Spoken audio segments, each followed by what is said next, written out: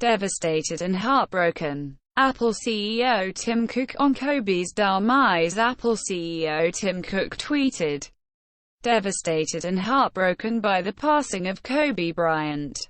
I admired his athletic prowess from afar and his humanity close up. He was an original." The NBA legend and his 13-year-old daughter Gianna were among the 9 people who died in a helicopter crash on Sunday.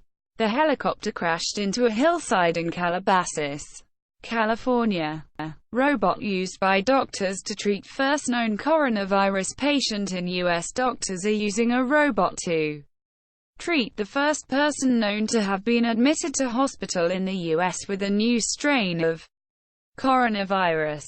Equipped with a stethoscope, the robot is helping doctors take the man's vitals and communicate with him through a screen. The man was in stable condition and remains in isolation, doctors said. Work from home even after Lunar New Year holidays end.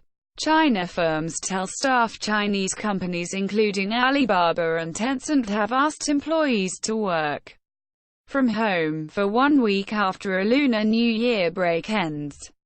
China has extended the week-long Lunar New Year holiday by 3 days to February 2 to contain the coronavirus.